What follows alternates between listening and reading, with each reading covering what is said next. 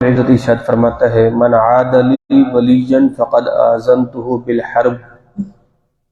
اللہ فرماتا ہے کہ جس نے میرے ولی سے دشمنی کی تو میں رب اس سے اعلان جنگ کرتا ہوں۔ یعنی رب کے نیک بندوں سے اگر کوئی بندہ دشمنی کرتا ہے تو پھر اللہ اس سے اعلان جنگ کرتا ہے۔ تو رب کا اعلان جنگ کیا ہے؟ رب کا اعلان جنگ اس سے یہ ہے کہ اللہ اس کی دنیا بھی برباد کر دے گا، اس کی آخرت بھی برباد کر دے گا۔ کہ اللہ کے نیک بندوں سے، اللہ کے ولیوں سے دشمنی کرنا، اس کو آپ یوں سمجھیے، بغداد شہر میں ایک دیوانہ تھا، وہ صبح صبح آ رہا تھا تو دروازے کے پاس ایک شخص بیٹھا تھا اپنی محبوبہ کو لے کر، تو اس مجذوب کے پاؤں سے نکلنے والے چھینٹوں نے اس کے کپڑوں کو کر دیا خراب۔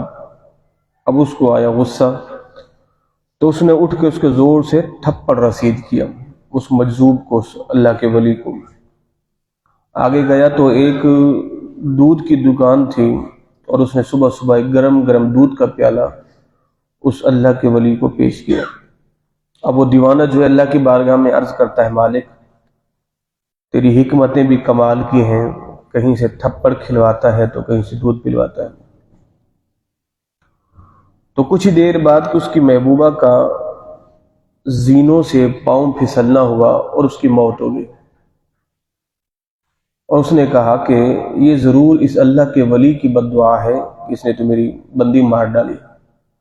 اس کو لوگوں نے پکڑ لیا، بھی تم اللہ کے ولی بنے پھرتے بد دعائیں دیتے ہو۔ اس نے کہا میں نے بد دعا دی نہیں ہے، کیا دیکھو مر گئی، تم نے جو آسمان کی طرف رخ کر کے، اور میں تو یہی کہا مالک تیری مرضی ہے، کہیں سے دودھ پلواتا ہے تو کہیں سے تھپڑ کھلواتا ہے۔ لوگوں نے اس کو پکڑ لیا، بہت زد و کوب کیا۔ اس نے کہا دیکھو پھر بات یہ ہے کہ یہ اس کی بندی تھی تو میں نے انجانے میں میرے پاؤں سے لگے چھینٹے اس کے کپڑوں پہ سے برداشت نہیں ہوا، تو یہ اس کی بندی اس سے نہیں رہا گیا، تو میں بھی تو کسی کا بندہ ہوں نا، تو میں بھی تو کسی کا بندہ ہوں، میں بھی تو کسی سے پیار کرتا ہوں، مجھ سے بھی تو کوئی پیار کرتا ہے۔ تو جب اللہ کے نیک بندوں سے کوئی دشمنی کرتا ہے تو پھر مالک اسے کہیں کبھی نہیں چھوڑتا۔ من عاد لی ولیا فقد آذنتہ بالحرب۔ اللہ کے ولیوں سے دشمنی بڑی مہنگی ہے۔ وہ سرکار غوث اعظم کے زمانے میں ایک شخص نہیں آ گیا تھا، ایک چال چلی، لوگ چال چلتے ہیں نا بعض دفعہ اللہ کے ولیوں کے ساتھ، نیک لوگوں کے ساتھ، چال یہ چلی کہ زندہ شخص کو چارپائی پہ لٹایا اور سرکار غوث اعظم کے سامنے رکھ دیا کہ حضرت جنازہ پڑھو۔ آپ نے فرمایا جاؤ کسی اور سے پڑھو، نہیں یہ آپ ہی پڑھائیں گے۔ اور لوگوں نے پروگرام بنایا ہوا تھا جیسے سرکار غوث اعظم جنازہ پڑھائیں گے اور سلام پھیریں گے، ہم سیٹیاں بجائیں گے، تاڑیاں بجائیں گے، تو اٹھ کے بیٹھ جانا، ہم کو لو جی کر لو بات، یہ اللہ کے ولی بنے پھرتے، ان کو پتہ نہیں زندوں کا جنازہ پڑھا رہے ہیں۔ تو لوگوں نے یہ چال چلی، آپ نے کہا چلو ٹھیک ہے تم اصرار کرتے تو پڑھا ہی دیتے ہیں۔ تو آپ نے نیت کی، میں نیت کرتا ہوں 4 رکعت ہے جی اس واسطے اللہ تعالیٰ کے، اور جیسے آپ نے اپنی زبان سے کہا نا مردہ، اللہ نے اس کو مردہ ہی کر دیا ہے۔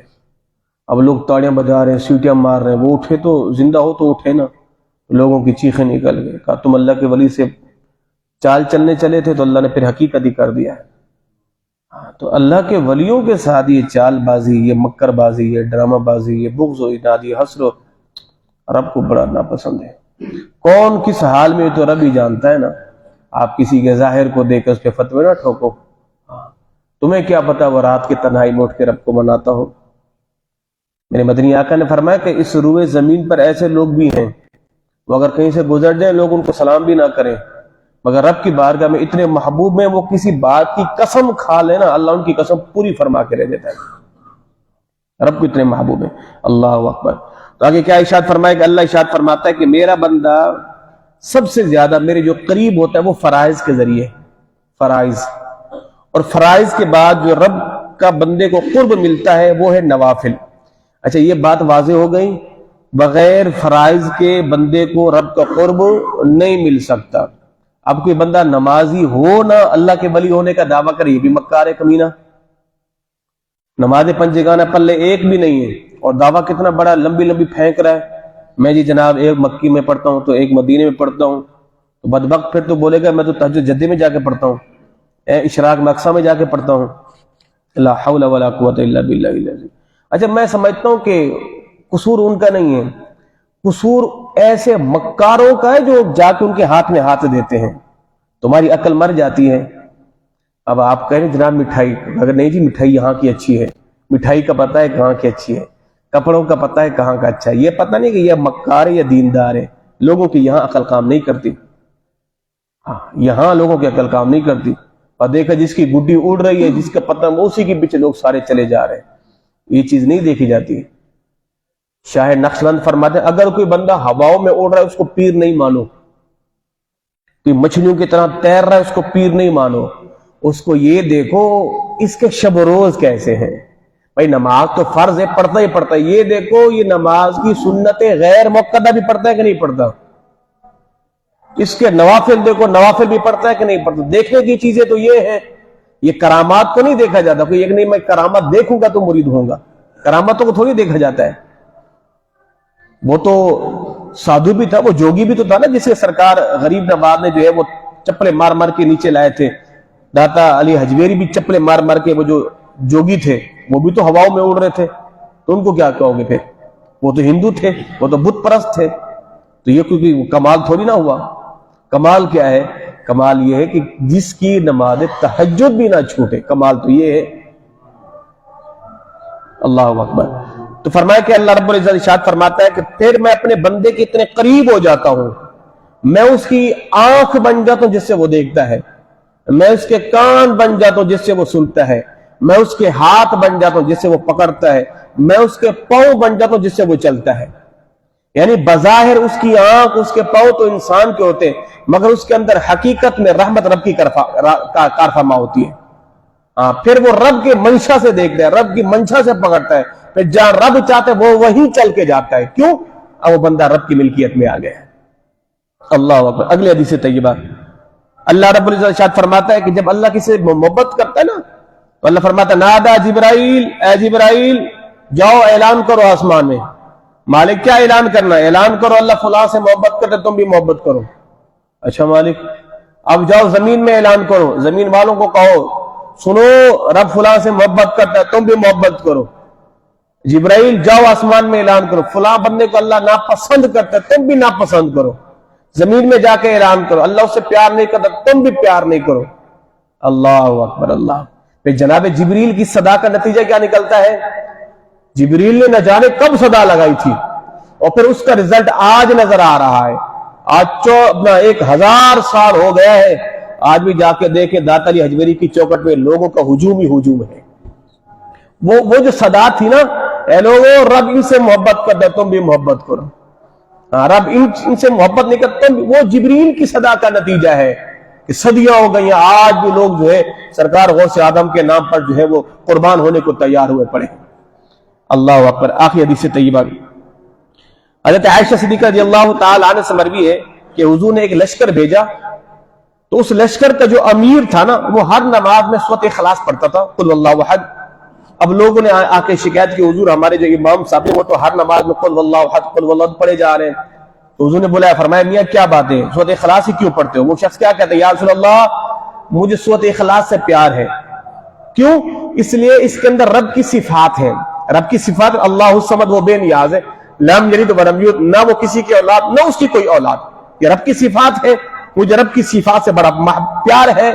تو میرے مدنی آقا نے کیا فرمایا، ہاں سنو اگر تم رب کی ان صفات سے پیار کرتے پھر رب بھی تم سے پیار کرتا ہے، مگر ہمارے لیے یہ ہے کہ ہم ہر نماز میں سورتوں کو بدل بدل کے پڑھیں، ہر رکعت میں ہر نماز میں حمارے لیے حکم یہ ہم سورتوں کو بدل بدل کے، لیکن سورۃ اخلاص ہی پڑھتے رہیں گے نہیں، یہ درست نہیں ہے، سورتوں کو بدل بدل کے پڑھیں گے۔ اللہ اکبر۔ آخری حدیث طیبہ حضور فرمایا من صلی صلاۃ الصبح، نماز فجر کا ذکر ہے، تو حضور نے فرمایا جس نے نماز فجر پڑھی نا وہ اللہ کے ذمہ کرم پر ہے۔ اب اللہ کے ذمے کو کوئی نقصان پہنچائے تو اس نے اللہ کا وعدہ توڑا، اور جس نے اللہ کا عہد توڑا اللہ اسے جہنم میں اوندھے منہ ڈالے گا۔ یعنی نماز فجر کے نمازیوں کے لیے کتنی بڑی خوش نصیبی ہے کہ جو نماز فجر پڑھ کے جا رہا ہے نا بالفرض، آپ یہاں سے نکلے کسی نے آپ کو تھپڑ بھی مار دیا نا اللہ اس کو جہنم میں اور منہ ڈالے گا. کیوں؟ آپ تو رب کی حفاظت میں تھے. یعنی نماز فجر کے نمازی کو اتنا بڑا پروٹوکول. یعنی وزیر اعظم کہتے خبردار، یہ حکومت کا بندہ، یہ ایجنسی کا بندہ، اس کو کس نے ہاتھ اٹھایا تو گویا کہ آپ نے حکومت پر ہاتھ اٹھایا ہے. نماز فجر کے نمازی کا معاملہ بھی یہی ہے. نماز فجر کے نمازی کا، جس نے نماز فجر کے نمازی کو تکلیف پہنچائی اس نے اللہ کے ذمے کو توڑا، اور جس نے رب کے ذمے کو توڑا اللہ اسے جہنم میں اوندھے منہ ڈالے گا. اتنا بڑا پروٹوکول نماز فجر کے نمازی کا، اتنا بڑا پروٹوکول. اب یہ ہے نماز فجر کی آپ پابندی کیا کریں. اور کسی نماز کے بارے میں اتنی بڑی خوشخبری نہیں ہے جتنی نماز فجر کے بارے میں. ہمارے یہاں میں تو یہ سوچتا ہوں چلو عام دنوں میں لوگ نماز فجر میں نہ آئیں، رمضان میں کیوں نہیں آتے؟ آپ کو ظہر میں نمازی نظر آئیں گے، عصر میں آئیں گے، مغرب میں آئیں گے، عشاء میں آئیں گے. نماز فجر میں بھئی سحری کے لیے تو اٹھتے ہیں نا، اٹھنے کے بعد نماز فجر کے لیے مسجد میں آنا کون سی ہے پریشانی والی بات ہے؟ نماز پنجگانہ بجماعت پڑھنا واجب ہے، اور واجب کو چھوڑنے والا گناہگار ہے. گھر میں نماز پڑھو گے ایک ثواب ملے گا، مسجد میں پڑھو گے 27 نمازوں کا ثواب ملے گا. اور حضور نے فرمایا جو گھروں میں نمازیں پڑھتے ہیں میرا دل کرتا ہے میں جاؤں ان کے گھروں کو آگ لگا دوں. لوگ کہتے ہیں مجھے سب نہیں نماز ہی تو پڑھنی ہے. خود مفتی نہیں بنو، یہ یوٹیوب سے سوشل میڈیا سے مسئلے مسائل سیکھ کے مفتی نہیں بنو. حضور فرماتے میرا دل کرتا ہے کسی کو مصلی پہ کھڑا کرو، وہ نماز پڑھے اور میں جاؤں لکڑیاں لے کے اس کے گھر سمیت اس کو آگ لگا دوں. جو اذان سن کے گھر میں سوئے رہتے ہیں، گھر میں نماز پڑھ کے بستروں کی زینت بن جاتے ہیں. تو خدا را نماز فجر کے لیے مسجد میں چل کے آؤ، مسجد میں چل گئے. گھروں میں نماز نہیں پڑھو، مسجد میں پھر آباد کون کرے گا؟ گھروں میں سو گئے جی او جی پڑھنی تو نماز ہے جی، او جی نا نا نا نا. جو ہے ان الصلاۃ کانت علی المؤمنین کتابا موقوتا، مقرر وقت پر نماز پڑھو اور مسجدوں میں آ کے نماز پڑھو. مسجدوں میں برکتیں مسجدوں کے اندر ہیں. اللہ ہم سبوں کو نماز پنجگانہ پڑھنے کی توفیق عطا فرمائے. آمین. اللہ